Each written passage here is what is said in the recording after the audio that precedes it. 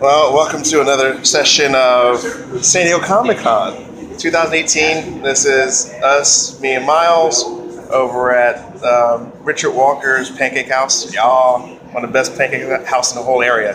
The best pancake house. Well, that's true, it is. It really is. The coffee's great, the pancakes are awesome. I love the bacon. The bacon's amazing. But it's always a very schwank place. There's always a long line, but we're here early in the morning, like 6:30 in the morning. So let it be known to everybody else, like for next year, get here like about 6:30, 7 o'clock in the morning. You don't have to worry about waiting in line for about a half hour to get in. We got here on Wednesday. Oh, true, a day before the con. Yeah. So when the con's in full swing, you definitely get here as early as you can when they open. Stand there waiting in line, and it'll be a good experience for you.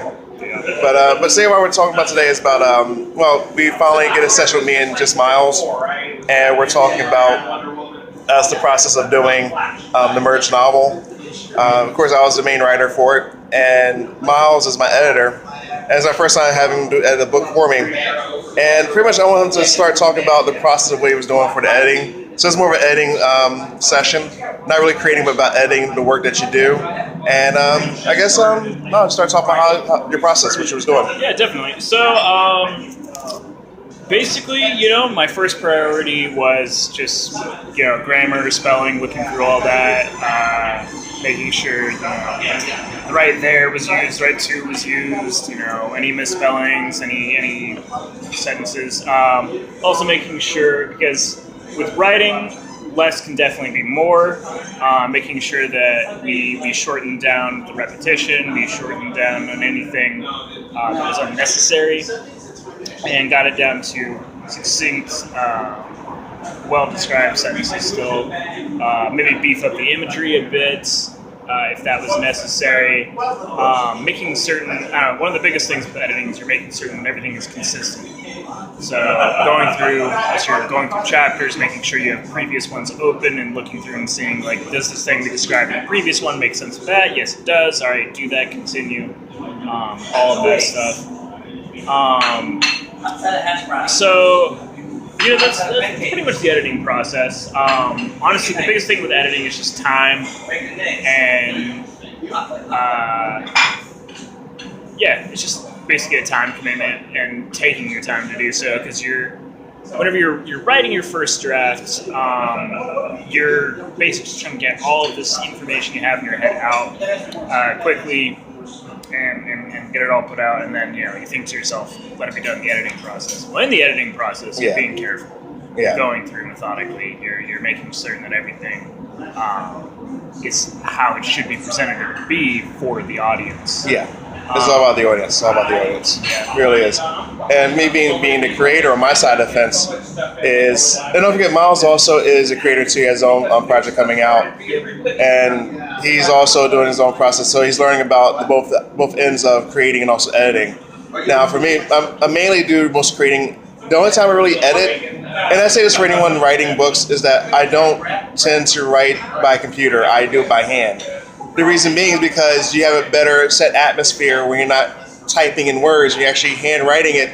You're getting the feel of the motion of the pen, the feeling of the atmosphere you're at.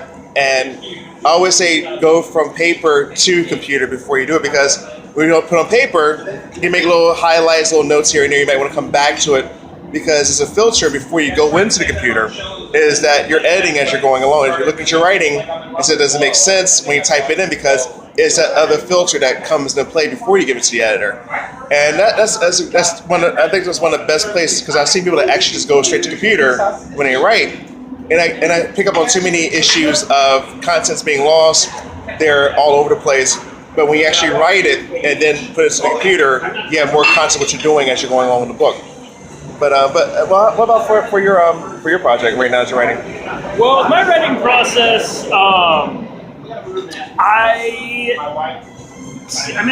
am doing a decent amount where I write it out and then type it afterwards. The setting that I'm doing is a bit, it's fantasy, and the way I actually came up with it was by playing Dungeons and Dragons, believe it or not. I think that might be a lot of ways people came up with their own settings and stuff, but so I got to the benefit of experimenting with, tweaking, and showing this world to like my friends or different people who would play Dungeons and Dragons, you know, the setting that I would dungeon master, that I'd run the game for them. Oh, what's the name of the book? Well, it's still a work in progress, but it's the Damascus series. Okay. The title of the first one, we'll see. I'm mulling over a few, but it is going to be. There are at least 5, if not 6 books that are going to be released. 4 of them being a quadrilogy, 1 of them being a collection of short stories, and another being detail on the lore of the world. So it's a behemoth. It's a product. And what's the main characters? Your main character that you're working with? What's his issues? Well,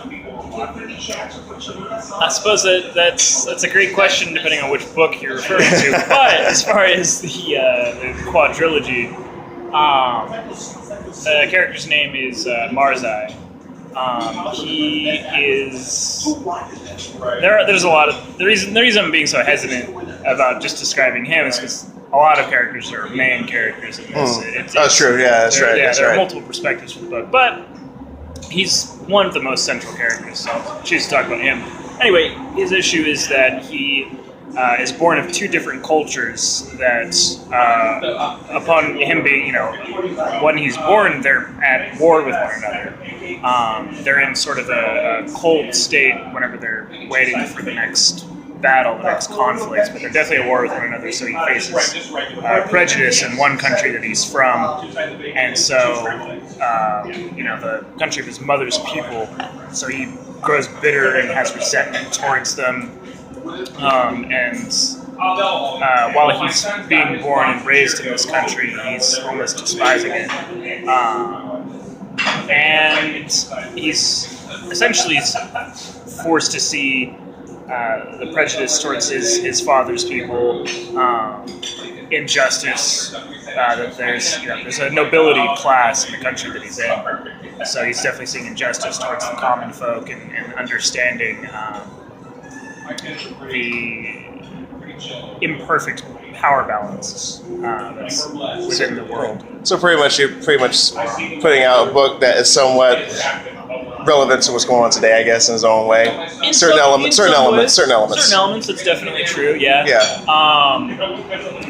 There's there are definitely elements that mirror power struggles today. I mean, a small percentage of people having a larger power over a much larger group of people has been true for hundreds of thousands of years. Yeah. Yes, sir.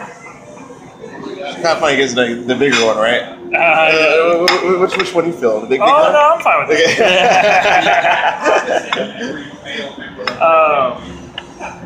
We just got our apple pancakes, and they're delicious baked. Amazing goodness. Yeah.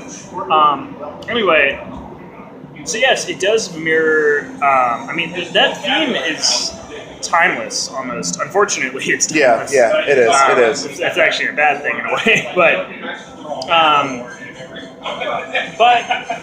I did mix in a lot of mythology. Drew a lot of inspiration from mythology. Greek, Roman, excuse me. Greek, Roman, Norse, Egyptian a bit. Okay. Different mythologies are kind of definitely inspired quite a bit of it. And of course, like any fantasy series, there is the hint of dragons and of different fantastical races a little bit in there. Would you say anyone that is a fan of Game of Thrones would enjoy the book? Oh, definitely. All right. There is, it's definitely a little bit more on the violent, more realistic as far as sexual themes side than some other fantasy things that you might find. But I think if you're a fan of Tolkien, you'll also you'll also enjoy it. If you're a fan of Lord of the Rings, The Hobbit, all that stuff. Excellent. But yeah. Now, one thing I always say about this editing a book, you don't want to edit your own work, people. Never edit your own work. Always have someone else look over it. And even for like the books I've done so far, I've always tried to save for my own editing.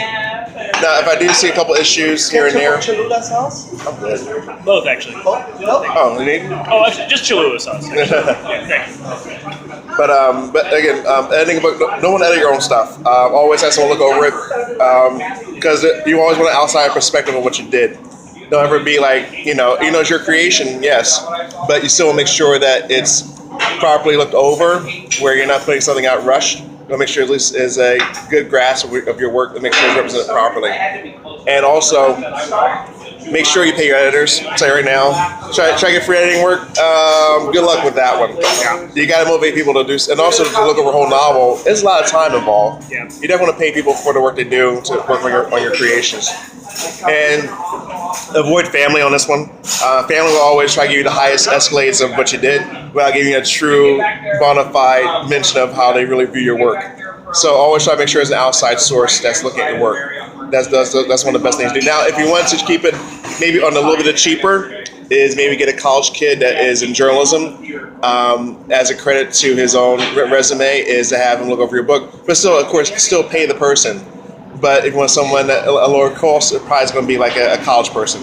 And they do want the credit, they do want the work to show their stuff out in the industry. But as far as editing, yeah, that's pretty much it. Avoid doing your own editing and make sure someone looks over your work and that you trust, and go from there. But pretty much that's about it for so far for San Diego Comic-Con for Dining with the Artists. But we'll have more sessions during San Diego Comic-Con 2018, and look forward to hearing from you guys later on. Thanks. And say goodbye, Miles. Goodbye. Yeah. Not mouthful, though. Mouthful, yes. That'll work.